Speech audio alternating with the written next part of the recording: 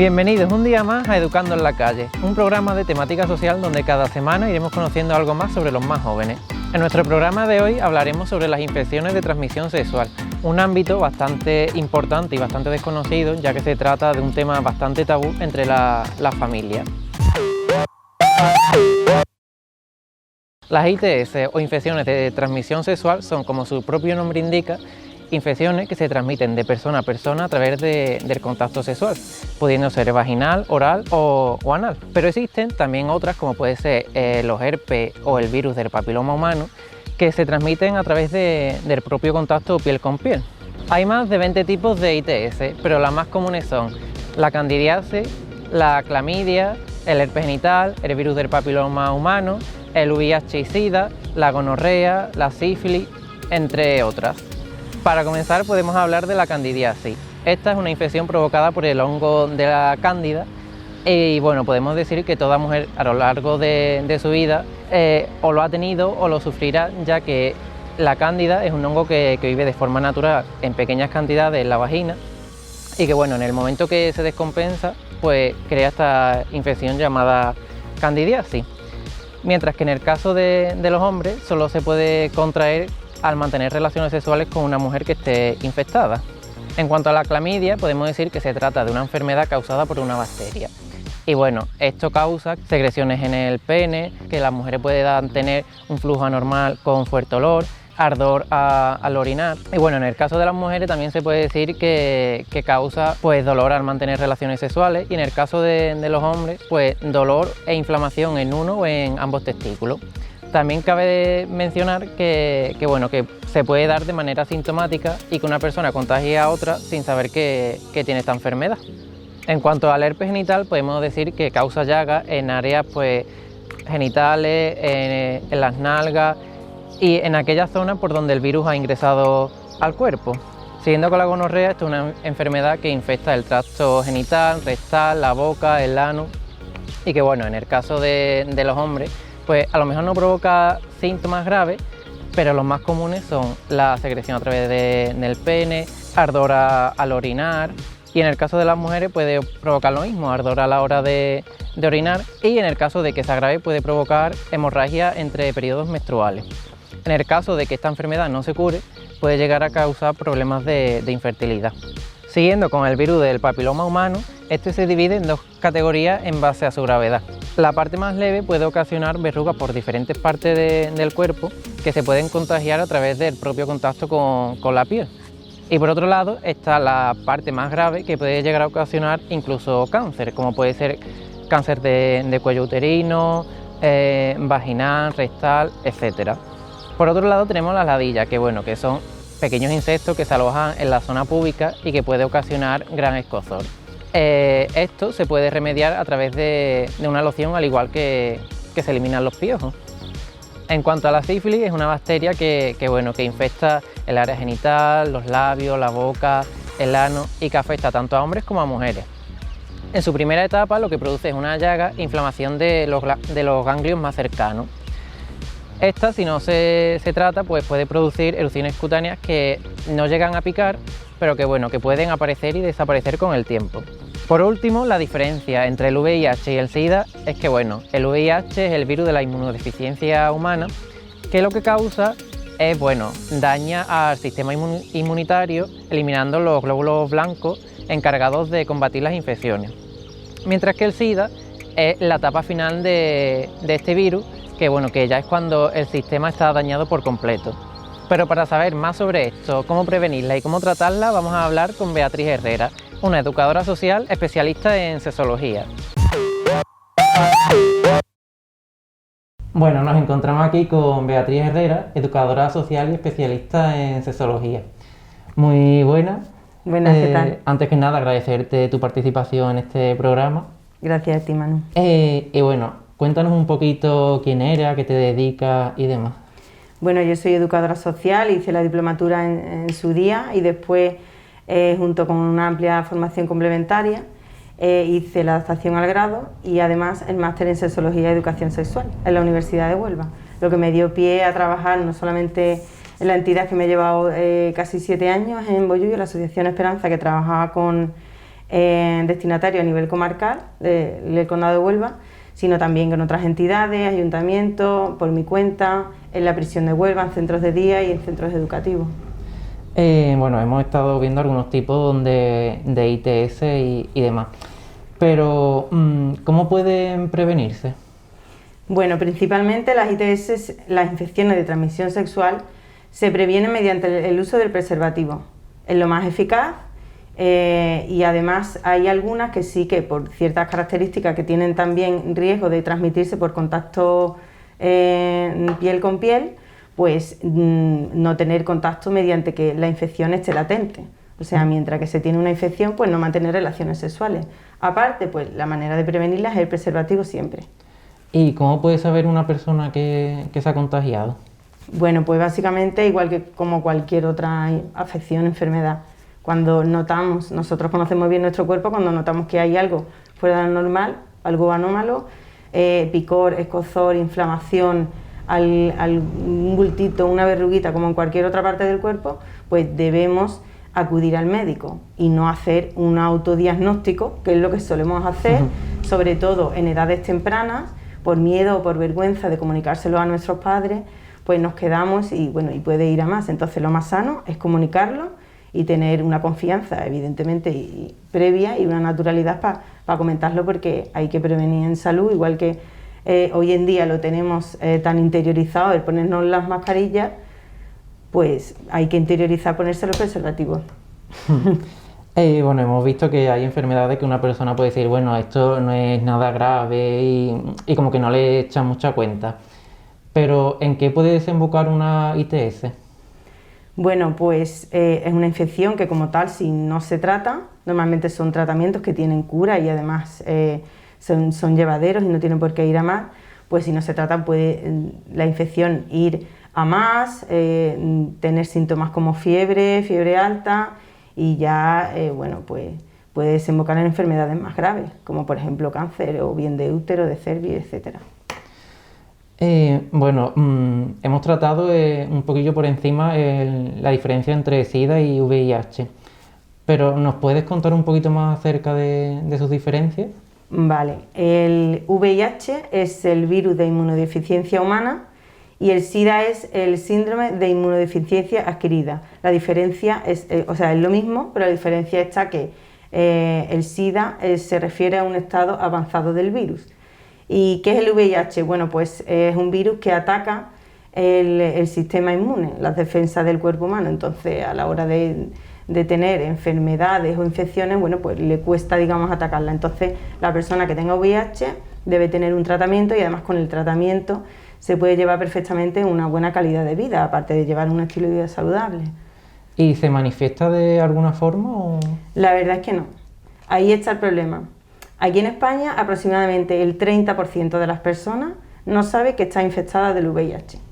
Y ahí el problema, no solamente de identificar que lo tenemos, porque no se manifiesta de alguna manera inicialmente, ¿no?, clara, sino que ahí está la formación, ¿no? El VIH, que ahora trataremos un poquito de la formación en educación sexual, sigue existiendo y es como si no existiera, porque es como si no existe formación. Hay un exceso de desinformación y entonces hay que identificar si yo estoy infectado del VIH para no transmitirlo a otras personas, ¿no? No solamente cuidarnos nosotros mismos, sino tener respeto hacia los demás, igual que estamos haciendo ahora. Y, por ejemplo, si yo quiero hacerme las pruebas para saber si lo he contraído o no, ¿dónde puedo ir? Bueno, pues se detecta mediante un análisis de sangre específico. O sea, vamos a nuestro médico de cabecera y le decimos que queremos saber si tenemos VIH, pero aparte también se puede ir a laboratorios clínicos, a algunas ONG lo hacen de manera gratuita también y anónima y confidencial. ¿Y hay algún tipo de tratamiento o cura? Bueno, cura, que se sepa, no hay. El tratamiento... o sea, actualmente el tratamiento, ya lo he dicho antes, que es un tratamiento que es llevadero con una calidad de vida saludable. Entonces sí que existe tratamiento Y también quería decir que cuando se tiene alguna práctica de riesgo notable, que nosotros mismos hemos dicho, bueno, pues he tenido relaciones sin preservativo con una persona que no sé si tiene VIH o no, o que sí sé que la tiene y no hemos puesto el preservativo, pues existe la profilaxis post-exposición, que se llama, que digamos que si acudes a tomártela antes de las 72 horas después de la práctica de riesgo, puede disminuir considerablemente la probabilidad de desarrollar el VIH. Pero claro, para eso tenemos que haber hecho la práctica de riesgo sin preservativo y previamente interiorizar que podemos transmitir o contagiarnos, claro. Y bueno, antes me la has respondido diciéndome esto de la desinformación y de maquillar. Pero bueno, ¿crees que a día de hoy sigue existiendo prejuicio hacia las personas que tienen VIH? Totalmente. Igual que existe prejuicio hacia muchísimos aspectos o determinado tipo de personas, pues el VIH igual. Igual o peor. Primero porque es verdad que es como si fuera algo negativo, algo como que no te puedo tocar, ¿no? Es como que esa desinformación que decía está a la orden del día porque no sabemos, no tenemos conciencia como sociedad de cómo se transmite y de cómo no se transmite. Entonces, si supiéramos que no se transmite mediante besos, caricias, al tocarnos, al compartir utensilios, al compartir ropa, al compartir vestuarios, gimnasios, por ejemplo, pues entonces no tendríamos tantos prejuicios hacia la persona que, bueno, tiene una infección y tiene un tratamiento simplemente, porque tiene 3 vías principales de transmisión. Una la sanguínea, otra la sexual y otra la vertical, que es de madre a hijo. Entonces, bueno, previniendo con el preservativo o el cuadrante de látex, en el caso del sexo oral, en la vía sexual y no compartiendo cepillos de dientes o en el caso de jeringa o cuando nos hacemos piercing y tatuajes y tal. Y lo de madre e hijo, por protocolo se hace la prueba del VIH, bueno, pues combatiendo todo eso no tiene por qué ser un prejuicio, ¿no? Sabiendo que cómo se transmite, cómo no y cómo se puede prevenir. Y nosotros, a nivel de sociedad, ¿cómo podríamos combatir esos prejuicios? Bueno, pues está claro que mediante la educación. Es que la educación no hay otra, es fundamental. mediante la educación, pero desde siempre, desde infantil. Me refiero a las escuelas, en las etapas y por supuesto en las familias, claro. ¿Crees que los más jóvenes tienen esa formación, esa educación necesaria en cuanto a enfermedades de transmisión sexual y estas cosas? Bueno, esto es muy interesante, porque solamente el hecho de que me lo preguntes denota que no. Claro, es que estamos hablando ahora mismo, nos estamos centrando hoy en las ITS, por ejemplo, pero la sexualidad abarca mucho más, es algo mucho más complejo, alude a la dimensión sexual del ser humano, o sea que es fundamental y somos seres sexuales desde que nacemos hasta que morimos, con lo cual muchas veces, no sé, pienso que en otras áreas de la vida, ¿no? Nunca se preguntan unos padres desde qué edad le hablo yo a mi hijo de tal cosa, de violencia, por ejemplo. No nos cuestionamos y sin embargo de sexualidad sí. Entonces, todos esos factores que no solamente son biológicos y psicológicos, sino socioeconómicos, culturales, religiosos, etcétera, que tienen que ver con la educación sexual o con la sexualidad de cada uno, porque no nos olvidemos que hay tantas maneras de vivir la sexualidad como personas somos, pues se extrapola a la escuela y resulta que no hay educación sexual. Bueno, he de puntualizar, no es que no haya, es insuficiente, porque también se forma con el silencio. Nosotros, o en casa o bien en la escuela, si no hablamos de educación sexual, con el silencio también decimos mucho. Decimos que no es importante, o que es malo, o que es tabú, o que nos da vergüenza, o que es algo negativo. Entonces, bueno, deberíamos de entender en la sexualidad o la educación sexual como un recurso para el bienestar personal y para la felicidad. De esa manera, pues, o las administraciones tomarían conciencia de que la educación sexual es fundamental. Y bueno, fuera de cámara me comentabas que das charlas en los institutos y demás sobre este tema. Y nada, quería que nos contaras un poquillo más sobre esto. Bueno, la verdad es que sí, que he ido por muchos centros educativos, no solamente, bueno, más que nada a secundaria, ¿no? De primero a cuarto de ESO. Y bueno, es sorprendente ese tabú que existe, porque lo primero que yo pregunto al llegar a una clase es que si en casa le habla con naturalidad de sexualidad, cuando tenga que ser, no quiere decir que sea algo necesario ni... Y solamente levanta la mano una persona o dos, un chaval o dos. Entonces, claro, pues te quedas tú como diciendo, pues entonces todavía esto sigue estando prácticamente igual, porque aunque haya mucha información de los medios de comunicación, de las redes sociales, de internet, ¿no? Una hipersexualización, como vemos en TikTok, de las chicas y de los chicos también, y cómo abordan ciertos temas, ¿no? Eso está a la orden del día y sin embargo eso no significa que exista una formación.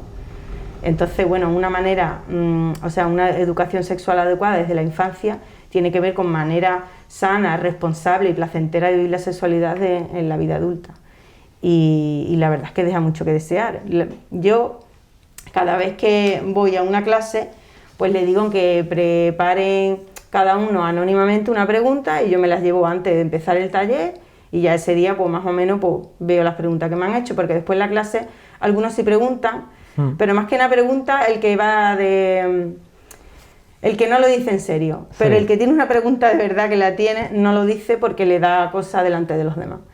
Y después, por supuesto, también hago intervención individual, porque los chavales cuando no se les da respuesta, en cualquier área, pero en esta también, que es fundamental y todo el mundo pasa por ahí, pues se encuentran perdidos. Y la información que tienes de los iguales o eso de internet, redes sociales, y muchas veces están muy equivocadas. Entonces, bueno, pues lo pasan mal. Más si no son aceptados, ¿no? Porque, por ejemplo, tienen una orientación sexual no normalizada, por ejemplo, ¿no? Pero bueno, hay muchos problemas. Y voy a leer algunos de los papelitos, ¿vale? Cogiendo así al azar, ¿vale? Por ejemplo, ¿se puede hacer el amor con la regla? Hay una diferencia, se puede hacer una diferencia, yo no quiero aludir a estereotipos, pero sí que es verdad que podemos hacer reflexiones entre las preguntas de chicos y las preguntas de chicas. Y las chicas normalmente preguntan que si cómo se quedan embarazadas, que si con la regla lo pueden hacer, que si te duele la primera vez. O sea, y la cosa es que se detecta, hay una falta de atención, porque eso, ¿quién se lo dice? Si no se lo dicen en casa o no se lo dicen al menos la educación sexual debería estar garantizada, ¿no? Al menos en la educación obligatoria o en la escuela pública, digamos. Entonces, esto es una de las preguntas. Otra, ¿es necesaria la fase de preliminares antes de eyacular? ¿Sabes? Fíjate tú lo que se pueden comer la cabeza los chicos y las chicas porque lo que vengan, no sé, iba a decir en la revista, bueno, en la revista ya tampoco he pasado, en redes sociales, ¿no? Por ejemplo, si lo haces después de tener el periodo, ¿tiene más probabilidad de quedarse embarazada? Otra pregunta del embarazo. He de decir que el hecho de, por ejemplo, muchas chicas toman la píldora anticonceptiva, ¿vale? Bueno, chicas y no tan chicas, pero que eso no te previene del embarazo. El embarazo, o bien método anticonceptivo hormonal o mediante el preservativo. Quería decir que hay una... Esto no tiene nada que ver con lo que estábamos hablando ahora, pero quería decir que existe una infección de transmisión sexual, que es la candidiasis, que es un tipo común de hongo, normalmente coloquialmente se dice hongo, ¿no? Que las chicas lo contraen por medio de ropa interior que no es de algodón, ¿no? Que es sintética, de encaje, por la ingesta de medicamentos tipo antibióticos o anticonceptivos y por diabetes, etcétera. Entonces, los chicos sí que la pueden contraer por una relación sexual, pero las chicas no. O sea que, por ejemplo, una chica de 14 años que tenga síntomas y le dé cosa decírselo a su madre o a su padre, pues que sepa que no ha tenido por qué tener relaciones sexuales, sino porque puede venir la causa por otra vía, ¿vale? Y no sé, por leerte así una más, porque son muy curiosas y muy interesantes, y además ya te digo que denota que hay una falta de información brutal. ¿Es bueno masturbarse habitualmente? Esa es una de las preguntas, pero es que hay otras preguntas, recuerdo que son, ¿es malo masturbarse habitualmente? O sea, todo son preguntas, claro, a esa edad todos son preguntas. Y bueno, y ellos necesitan y ellos demandan esta formación, o sea que es muy importante. Yo en este tema, sí que es verdad que hace 12 años que terminé la ESO, pero es que en ese tiempo, en esos 4 años, recibí unas charlas donde nos separaron tanto a los chicos como a las chicas, cada uno se iba a una clase Y a nosotros, por ejemplo, lo único que nos dijeron era el tema del preservativo. Trajeron, no me acuerdo si era como un pepino, un calabacín o algo, y ahora dijeron, venga, que salga un voluntario. Y salió el típico que tú dices, ¿no? Que no se lo toma, que siempre se lo toma todo a cachondeo y demás. Y claro, se lo puso, todo el mundo se rió y ahí acabó la charla. Ya Y se terminó. Sí, nos repartieron uno, pero al final esos preservativos fueron como para jugar allí en plan globos Ya. y demás. Todos los pasillos llenos de preservativos Claro. hinchados. Y nada, La verdad es que, perdona, la verdad es que hay que adaptarse a la edad, ¿no? Lo que tú estás diciendo, al final jugamos con los preservativos que nos repartieron. Hay que adaptar la formación y los contenidos que vamos a dar con la edad. sí, y es que, no sé, dejó mucho que desear, en verdad, porque es que al fin y al cabo, por aquella época sí, teníamos muchas preguntas, no nos resolvieron ninguna. Y yo creo que el hecho de separarnos y demás, al final, mira, últimamente leo mucho en plan de cachondeo en redes sociales, como que el hombre no conoce el cuerpo de la mujer y como que el clítoris es algo que no se sabe Desconocido. ni lo que es. Y entonces en esta charla, por ejemplo, que nosotros tuvimos, no se habló nada. Y ya hablando del tema homosexual y demás, impensable. Y Bueno. es que, Claro, es que por eso te he dicho antes que estos talleres no solamente deben de abarcar el tema preventivo en cuanto a salud se refiere, es lo que hemos dicho, porque también existe la salud social y la salud psicológica, etcétera, etcétera. Entonces, por ejemplo, hablar de inculcar el valor del respeto y la tolerancia a la diversidad es fundamental. Implicar que tiene que existir un consenso para las prácticas sexuales, para si tenemos relaciones sexuales o no, para el método anticonceptivo tiene que haber un respeto y un consenso y por supuesto una comunicación que es fundamental. Y aparte, pues educar en género, lo que tú me acabas de decir, que dividieron entre chicos y chicas, bueno, pues no sé con qué objetivo se haría esa formación y de qué parte vendría, pero la verdad es que la educación se tiene que hacer integral y educar en igualdad para todos, ¿no? Y yo hago un montón de dinámicas sobre género y, bueno, sobre situaciones cotidianas que a ellos le pueden pasar, ¿no? Digo ellos, pero al fin y al cabo todos tenemos preguntas y todos tenemos cosas que experimentar y que seguir aprendiendo sobre sexualidad, por supuesto, porque además de aquí para atrás no nos han formado mucho en ello. ¿puedes responder alguna de las preguntas que te han hecho ellos? Sí, claro que sí. La verdad es que hay preguntas muy variopintas, pero sí que es verdad que se puede hacer una reflexión que hay preguntas comunes en chicos y preguntas comunes en chicas. Y también en personas que tienen una orientación sexual homosexual, aunque no son aceptados, porque se nota que tienen un malestar. De hecho, lo he llegado a detectar y intervení con ello, ¿vale? Quería decir eso. Bueno, por ejemplo, ¿es bueno masturbarse habitualmente? Que es una pregunta muy común entre los chicos, hablar de la masturbación.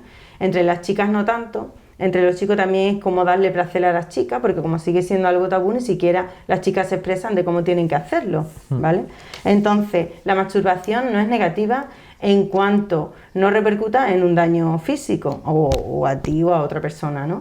Entonces, tiene beneficios, solamente que evidentemente no vamos a sustituir la práctica de la masturbación por cualquier otra responsabilidad, de manera que nos repercuta negativamente en el día a día.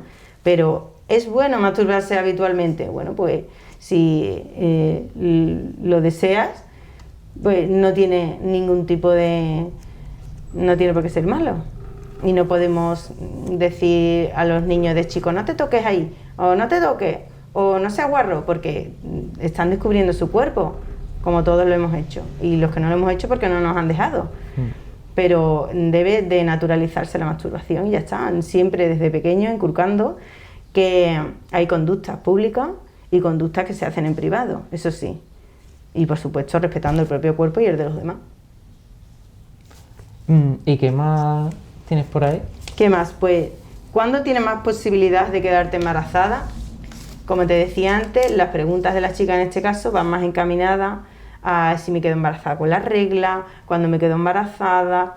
Entonces, como contestar esta pregunta, posibilidad de quedarte embarazada en tu edad fértil, pues puede quedarte siempre, si no estás tomando ningún método anticonceptivo o si no usas el preservativo. O sea que sí que puede disminuir durante la menstruación, porque el ciclo menstrual disminuye la probabilidad de quedarte embarazada con la regla, pero sí es posible, claro que es posible. Entonces hay que usar el preservativo siempre.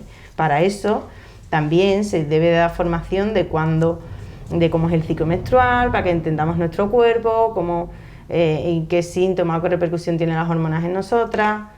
Todo eso hablarlo con mucha más naturalidad. ¿Leemos una última? Vale.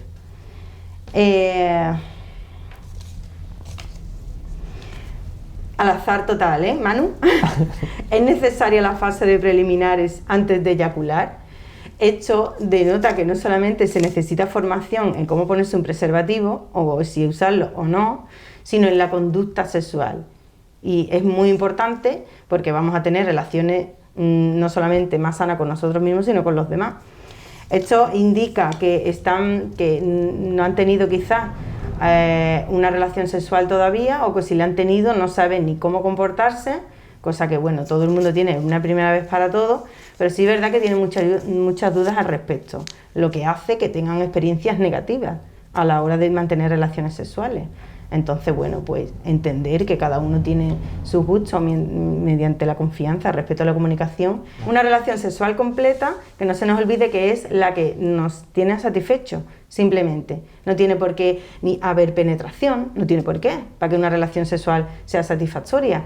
No tiene por qué tener preliminares sí, preliminares no. Depende del momento, de cómo. La cuestión es disfrutarlo, de manera sana y responsable, por supuesto. Otra cosa que, como última, que quería decir, era que muchas veces las chicas no usan preservativo con su chico, digamos, porque me lo he encontrado varias veces, porque él no quiere, ¿vale? Puede ser al revés, porque también existe el preservativo femenino, pero comúnmente no se usan. Entonces, hay que tener en cuenta que el respeto es fundamental, y el consenso y las relaciones sexuales deben ser entre los dos. Entonces yo no puedo permitir que yo no quiera cuidarme porque a él le parece que no quiere o le resulta incómodo usar preservativo. Me parecía importante decirlo. Y bueno, ¿qué consejo le daría a unos padres de unos adolescentes para tratar estos temas con la mayor naturalidad posible? Pues bueno, en la misma pregunta dice la respuesta, tratarlo con naturalidad, como he dicho antes, adaptándonos a la edad de la chica o del chico que se trate. Entonces, implicar, igual que nos implicamos, no sé, afectivamente en nuestros hijos o en otra serie de responsabilidades, porque no nos vamos a implicar en este tema que es fundamental, ¿no? Y al fin y al cabo también es salud, como he dicho antes, es un recurso para la salud y la felicidad. Es que siempre se ha entendido en algo impositivo o algo oculto y tabú, y deberíamos de interiorizar que eso es algo totalmente lo contrario, deberíamos verlo como un valor en positivo. Entonces, cuando hay una charla de educación sexual, ¿cuántos padres van? 3, pues. Vamos, en las otras tampoco van muchas, pero deberíamos implicarnos más y hablarlo con más naturalidad. Además, como he dicho antes, la sexualidad está en todo y ellos perciben todo. Y no solamente perciben lo que le decimos o lo que no, sino y lo que no he dicho antes, como el silencio, que es muy importante, sino también como ejemplo, nuestra conducta sexual también dice mucho, ¿no? Nuestra conducta sexual pues se da el día a día, aunque no estemos manteniendo relaciones sexuales. Como conductas sexuales se entiende pues todo lo que tenga que ver con cómo vivimos nosotros nuestra sexualidad, nuestra identidad, nuestra orientación, nuestra manera de ver el mundo. Y, por ejemplo, me acabo de acordar ahora mismo porque anoche estaba viendo yo un libro, esto para ponerte un ejemplo, de Pablo Motos, que hace lo de frases célebres de niños, no sé si lo has visto. Sí. Bueno, se editaron unos cuantos de libros y la verdad es que me llama la atención porque algunas frases son graciosas, ocurrentes, y hay un montón que habla del comportamiento sexual de los niños, o sea, pilín la colita, mamá, y sí, me toco el palito y tiene un hueso, pero no habla absolutamente nada de los genitales femeninos. La vulva no existe. O sea, y eso también nos está diciendo cosas. Y estamos interiorizándola sin querer, como todo lo que nos transmiten los medios de comunicación. Entonces siempre es importante hablar con naturalidad, con confianza, siempre en un ambiente de respeto, inculcarle el valor de la diversidad Y por supuesto, esa confianza y esa naturalidad va a dar pie a cuando nuestro hijo o nuestra hija tenga un problema, o una pregunta, o una sugerencia, o algo que le preocupa, va a tener la confianza para contárnoslo a nosotros y no contárselo a su amigo o su amiga, que quizá le va a dar una respuesta que no va a ser la mejor que necesita. Eso mismo. Bueno, pues agradecerte de nuevo tu colaboración. Espero que todo haya quedado más claro y que hayan aprendido un poquito más. Y nada. Gracias a vosotros. Espero que os haya servido y nosotros nos vemos en el próximo episodio. Muchísimas gracias.